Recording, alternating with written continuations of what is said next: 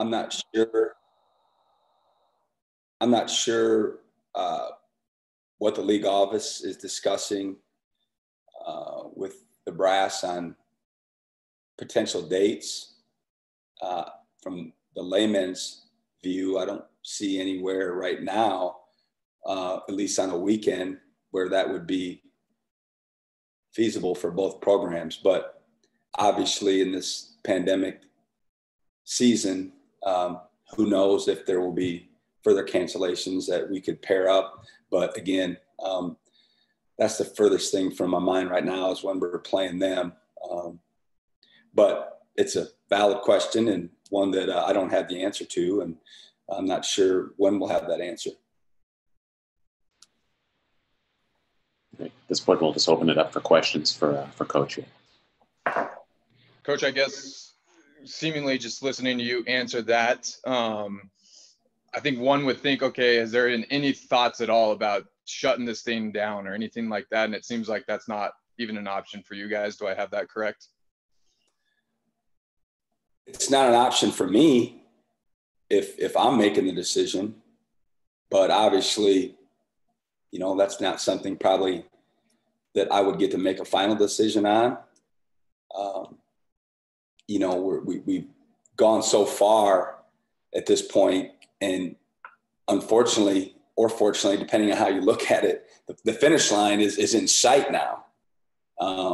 I think it's 46 days till the first round of the WAC tournament. I think we've been down here for around 70 days, if I'm not mistaken, something like that, give or take a day or two either way. So if you look at it from that perspective, you know, we're not certainly down the home stretch. We played 3 games, but in terms of the basketball season, they're not waiting for us. We've got to do our best to try to stay healthy and safe and get to a point where we can get back on the court and practice and compete. But I think my players would answer the same way. At least that's the feedback I'm getting thus far. And I think it says a lot about their love for the game, their commitment to each other, their commitment to the program. Because trust me, being down here, I can see how it would be easy to do that. And we've talked about it. You know, it's questioning how much you really, truly love this game. And it's way bigger than that. But I think that is a question that everyone has to answer at some point. But again, I'm not in a position where I make those type of decisions. But if I was asked, that's definitely the answer I would give it. Coach, I know the days kind of tend to blur together once you guys are there, but can you kind of help provide a better timeline of just when those extra positives started to come in, how many there were these past few days? Yeah, you're right. It's a blur, Justin. And I'm not sure how you could understand that because you're not down here, but I don't have it written down. I don't know the exact timeline. I couldn't recite it off memory because of the mumble jumble and the blur. But we've had multiple tests. I think it's been roughly 2 weeks since we've had a full practice.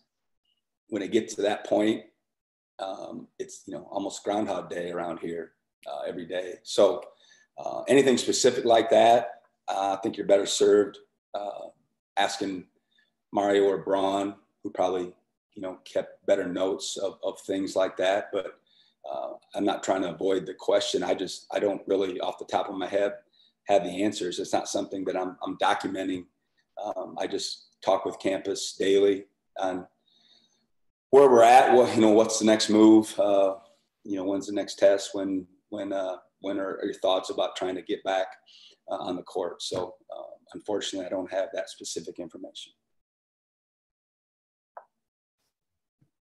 Coach, I know you said that you didn't know exactly what the league office is discussing in order to make up some of these games. I guess for you, just from your perspective, is it problematic to play 2 midweek games followed by 2 games on the weekend? Would they, in your opinion, would they need to split maybe those 2 games up, one week, one another week, or just kind of, if you had it your way, what would you want?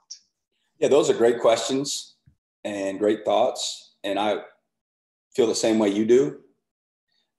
At this point for us, we're in such dire need for games. I think we'd play 4 or 5 days a week if we had our druthers. You know, once we get a few practices under our belt, we need the game experience so badly, regardless of the outcome, just to try to get better. But not everyone will feel that way. I don't know what the WAC decision makers ultimately will do.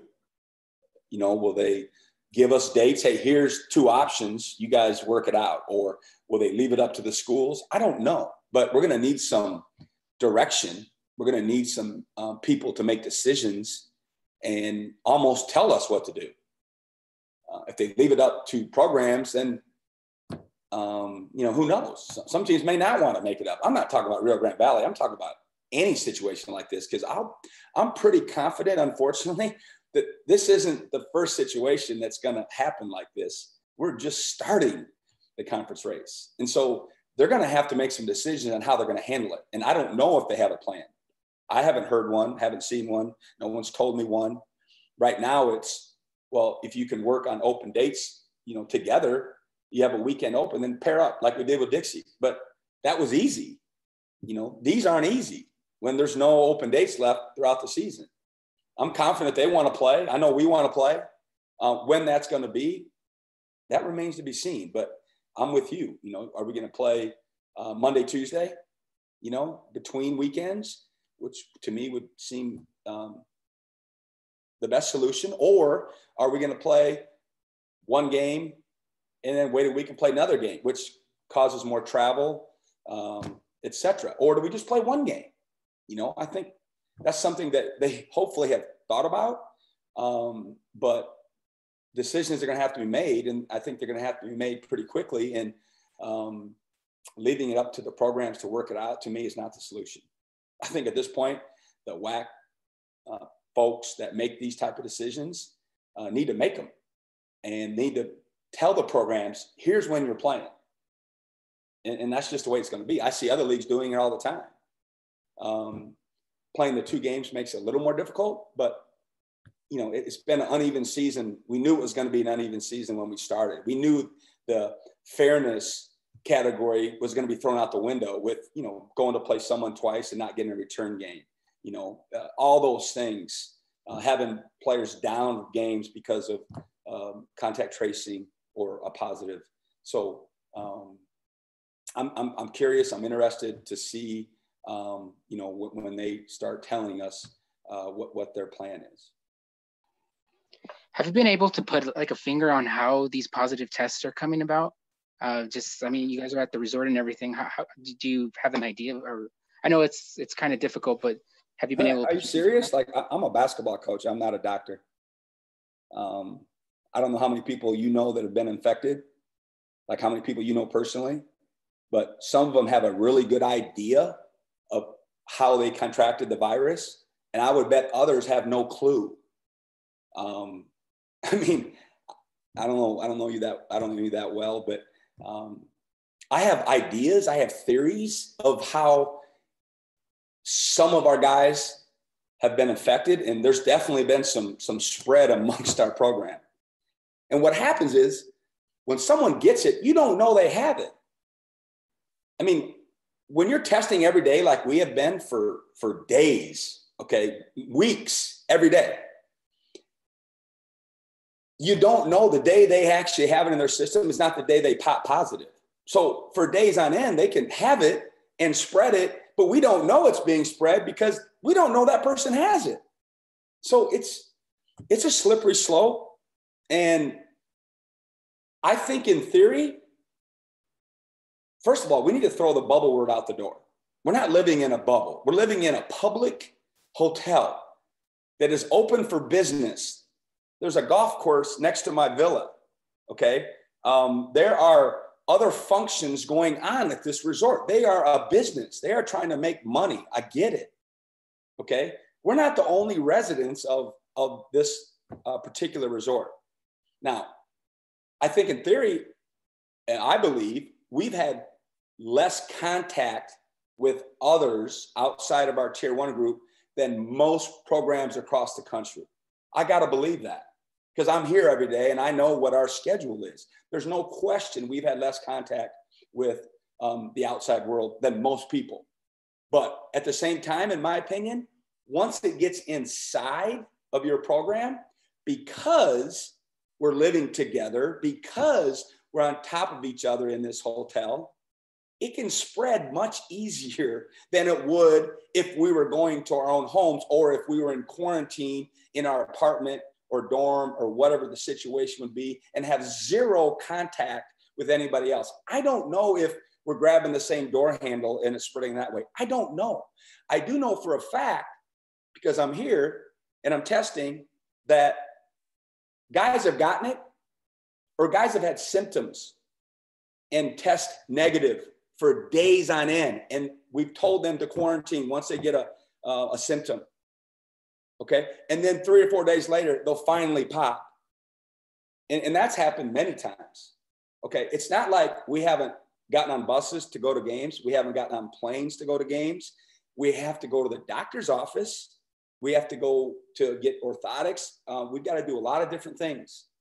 And let's not forget this. This wasn't our choice. We didn't choose to come to Phoenix and stay at the Arizona Grand and try to play a basketball season during a pandemic. We didn't have a choice. We were given limited choices on what to do by various people and various entities.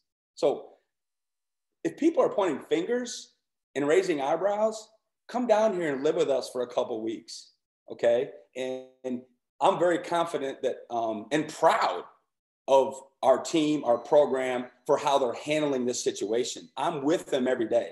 I got a pretty good idea of what it's like. And they've been resilient. They've been tough-minded. And we've had issues. I mean, and the other thing people forget is lives are going on back home where they're from. Okay. And they've had bad stuff happen to them that I'm not going to get into the details about. Really bad stuff, tragedies. And they're stuck here in this hotel, not even in their college hometown, and having to deal with these tragedies. So it's been quite a ordeal. Okay. But for anyone to really ask me that question and for me to know the direct answer, I'd be lying to you. I'm not a doctor. I don't even think a doctor can answer that question. From where I sit and the experience I've gone through of watching our guys test, watching them act, knowing what they're doing and who's gotten it, who hasn't gotten it. Like, I haven't gotten it, and I'm not going to talk specifics because of privacy, et cetera, but I haven't gotten it. But I'm shocked that I haven't because of exposure I've had to certain people that I didn't know they had it. And then they end up getting it. And I'm like, oh, I'm dead. I'm going to get it. I'm going to get it. And I haven't. So it's a long-winded answer to your question. Hopefully that could shed some light to some people about how we feel about it and what's going on. But again, I'm more proud of our players and our program for, and I see it every day. I'm with them every day. Their response, their resiliency, their togetherness. And it's been questioned. I mean, come on, you wouldn't be human if you couldn't say, man, is this worth it? But all I know is there's got to be some good news at the end of this journey. There's got to be a pot of gold. There's got to be some better days ahead for these young men and the other people that are going through this with us. And that's what we're counting on. That's what we're praying on. That's what we're counting on. And until then, we've just got to try to fight through it as best we can.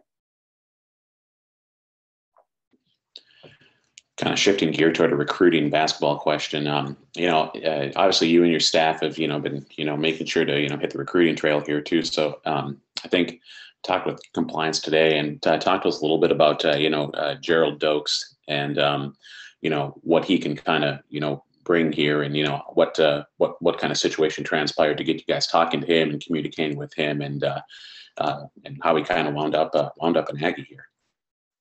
Yeah, we're excited to welcome Gerald to the program.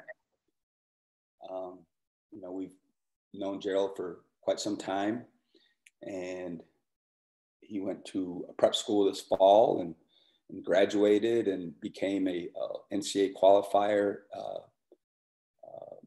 during the break. You know, he had needed another semester of post-grad situation after high school. And, you know, he's elected to join our program. You know, obviously, you know, heck of a time to walk into our program for him. And I feel bad for him and his people around him, that the timing of him joining us, but it is what it is. And hopefully, you know, we can get him on the court here real soon and start working with him. And, you know, he can get initiated into our program. What does he kind of bring to the table for you, Coach? I mean, just speed, quickness, athleticism. What's kind of his calling card, really, if you're looking at film on him? Yeah, you know, I'm old school in the thought process that you really don't know what you have until you work with a young man for weeks, especially when you haven't seen him in person. You know, with the pandemic recruiting, everything's been on video, and certainly we've watched plenty of video on Gerald. And you know, from that, you know, he's a live body. He's a good athlete. He's got a scorer's mentality. I really like the fact that he can elevate on his jump shot. You don't see that as much as you used to. And he really elevates and plays bigger than his actual size because of his ability to get off the floor when he shoots his jumper. So, you know, but again, you know, he knows nothing about Division I basketball. He doesn't know anything about our system. He's got a long way to go to learn, you know, how the expectations that we have daily and the system. And he doesn't have, you know, the summer like a lot of these kids usually have going into their first year. So he'll have to learn a ton on the fly. I know by nature coaches are recruiters. So I don't want to say that, you know, you guys haven't gone hard at recruiting in years past, but does it feel like you guys have been able to ramp it up a little bit just concerning your circumstances right now at all, even though you're not allowed to see guys in person? Oh, I don't know if we've ramped it up. I mean, I'm a broken record when it comes to this, but I got professionals around me. I got the best of the best, and they're hungry and they're experienced and they're respected. And, you know, we feel we've got a great program to sell. And so if you add all that up, you know, our guys are on the lookout all the time. And, you know, recruiting never stops. I mean, if you have a good program, you don't recruit these few months and then take a few weeks off, and these few months, like in college basketball, it just never ends. It's constant. And you've got to stay on top of it. You've got to keep your ear to the ground, and you've got to be aware of what's going on and who's available, and, you know, pair up with what you're looking for. And we're certainly always trying to, you know, be on top of situations. Point, regardless of when it is, you know, around the signing date, not around the signing date, you know, it could be any time in this day and age. And it's going to, you know, even get more so that way, I think, once they pass the new legislation that's been put off for a while, but I think eventually will pass with the transfer rules, et cetera. So I don't think we've ramped it up. I think that's just what our guys do. Anything else for Coach this morning, guys? Excuse me. Okay, perfect. Hearing none. Thanks for joining us this morning, Coach. We appreciate it. And thanks for joining this assembled media. Yeah, appreciate it. Thanks, guys. Thanks. Thank you. Thanks.